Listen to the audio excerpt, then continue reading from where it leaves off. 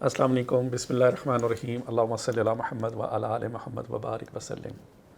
آج کل سب سے زیادہ رشتوں میں، شادیوں میں لوگوں کی رکاوٹ ہے اور کسی بھی قسم کی پریشانی ہے، رزق کی، کسی کو جاب نہیں مل رہی اور کسی بھی قسم کی پریشانی ہے، تو میں نے اس کے لیے خاص وظیفہ نکالا ہے۔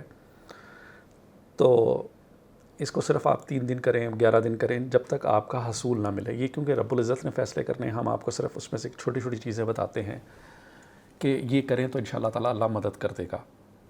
کیونکہ پریشانیوں کی نجات کے، خصوصاً رشتے کے معاملے میں بندش، رکاوٹیں، کسی بھی قسم کی پریشانی اگر بندہ صرف 3 دن یہ عمل کر لے جو میں کہہ رہا ہوں، انشاءاللہ تعالیٰ ختم ہو جائیں۔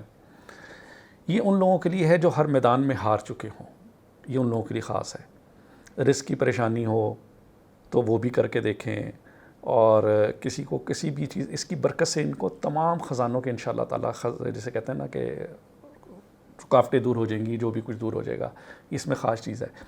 لیکن خصوصاً جن کی بیٹی ہیں، جن کی بیٹی ہیں، بہنیں بیٹھی ہوئی ہیں، اچھے ان کے اسباب نہیں بن رہے، ان کو تو یہ چاہیے کہ بہت ہی اس کو تک و دو سے کریں، کوئی پریشانی کا ذکر کچھ بھی نہ کسی سے کریں، اللہ کی بارگاہ میں بیٹھ جائیں۔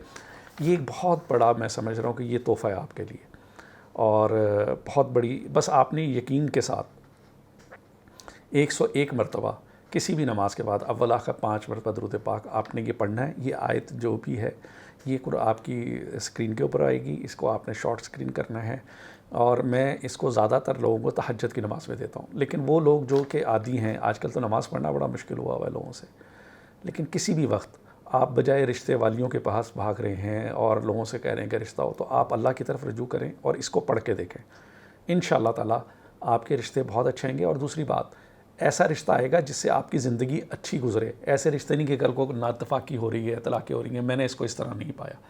جن لوگوں نے ان کو پڑھا اور ان کی شادیاں ہوئیں، وہ اپنے گھروں میں خوش ہیں، دنیاوی طور پہ بھی، روحانی طور پہ بھی۔ تو آپ نے اس کو 101 مرتبہ پڑھنا ہے عشاء کی نماز کے بعد۔ سب سے بہترین طریقہ میں آپ کو بتا رہا ہوں تہجد کی نماز کے وقت کا، اول آخر 5 مرتبہ درود پاک پڑھنا ہے، مقصد ایک رکھنا ہے آپ نے۔